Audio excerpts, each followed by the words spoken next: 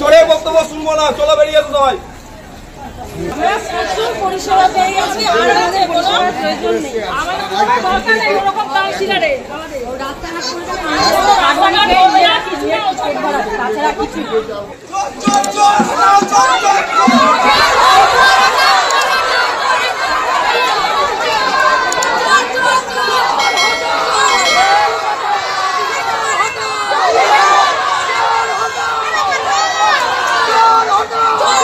গত 14 বছর ধরে এই রাজ্যে তৃণমূলের শাসনকাল দেখার পরেই বাংলার মানুষ এবার বুঝতে পেরে গিয়েছে যে এইবার যদি 2026-এর নির্বাচনে বদলানো না যায় তাহলে বাংলার প্রত্যেকটা মানুষের কপালে অত্যন্ত দুঃখ রয়েছে। এতদিন মানুষ ভাবত এদের সাথে ঝামেলা করে লাভ নেই, কারণ পুলিশ প্রশাসন কার্যত তৃণমূলের দলদাসে পরিণত হয়ে গিয়েছে। সেই জায়গায় দাঁড়িয়ে এদের সাথে ঝামেলা করা মানে তাকে হয় বাড়ি ছেড়ে পালাতে হবে জীবন বাঁচাতে, না হয় জেলের ভাত খেতে হবে স্থানীয় মস্তান চটিচাটা গুন্ডাদের জন্য।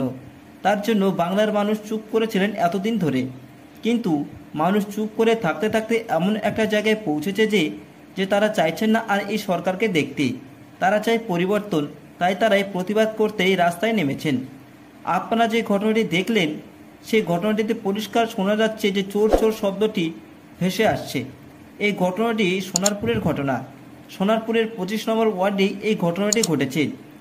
আমরা জানি 2026-এর নির্বাচনকে লক্ষ্য করে মমতা ব্যানার্জি আমাদের পাড়া আমাদের কর্মসূচি এসব কিছু করছেন। তার জন্যই এই মিটিংটি হয়েছিল।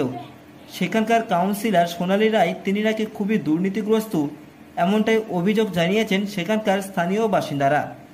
সোনালী রায় যখন ওই মিটিংয়ে হাজির হয়েছিলেন তখনই সাধারণ মানুষ ক্ষেপে গিয়েছেন, চোর চোর বলে স্লোগান দিতে শুরু করে দিয়েছেন। তবে সেখানকার মানুষ কিন্তু এই কারণে রেগে যাননি।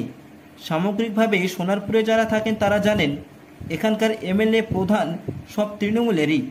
তার জন্য এখানকার রাস্তাঘাটের অবস্থা খুবই খারাপ হয়ে গিয়েছে। বিশেষ করে ভোট বা নির্বাচন সামনে আসলেই এদের উন্নয়ন করার কথা মনে পড়ে।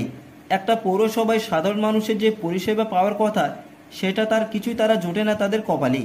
সেই জন্যই তারা যখন কাউন্সিলর সোনালী রায়কে সামনে পেয়েছেন তারা আর নিজেদেরকে ধরে রাখতে পারেননি চোর চোর শব্দটি বলতে। আপনারা যদি ভাবেন এটা সোনারপুরের ঘটনা, তা কিন্তু নয়। এটা পুরো পশ্চিমবঙ্গের চিত্র। যে শাসনকালটা চলছে এটা অপশাসন। এর থেকে মুক্তি পাওয়ার একটাই রাস্তা, প্রত্যেক বাঙালিদেরকে এদের বিরুদ্ধে প্রতিবাদ করতে রাস্তায় নামতে হবে। এতক্ষণ আপনারা দেখলেন সোনারপুরের ঘটনায়। এবার আমি আপনাদেরকে হুগলি জেলার একটি ঘটনা দেখাবো যেখানে সমস্ত মানুষজন তৃণমূলের শাসনকালের বিরুদ্ধে রাস্তায় প্রতিবাদ করতে নামছেন। সেখানেই তৃণমূলের কাউন্সিলর কিভাবে তাদেরকে ধরে ধরে মারছেন সেই ভিডিওটি আপনাদেরকে অবশ্যই দেখাবো। প্রিয় দর্শক, সেই ভিডিওটি দেখার আগে আপনাদেরকে যদি আমার এই ভিডিওটি ভালো লাগে থাকে তাহলে এই চ্যানেলটিকে অবশ্যই সাবস্ক্রাইব করে নেবেন। এবং আপনাদের কাছে আমার একটি অনুরোধ রইল, পশ্চিমবঙ্গের সমস্ত বিজেপি কর্মীদের কাছে এই ভিডিওটি প্রচুর পরিমাণে শেয়ার করে দিন যাতে প্রত্যেকের কাছে এই ভিডিওটি পৌঁছে যেতে পারে। প্রিয় দর্শক, দেখুন সেই ভিডিওটি একবার। এই ভদ্রলোক রাত্রিবেলায় রাস্তায় গুন্ডামি দেখিয়ে, হ্যাঁ ঠিক আছে, সব আমরা দেখছি, রাস্তায় লোককে পিটিয়ে রক্ত বার করছেন আর আমাদেরকে দেখাচ্ছেন।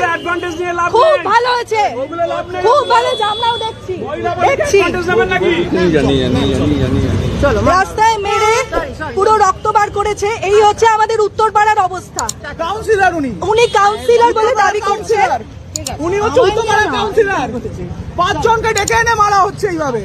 5 জনকে ডেকে এনে উত্তরপাড়ার মধ্যে আমাদেরকে মারা হচ্ছে।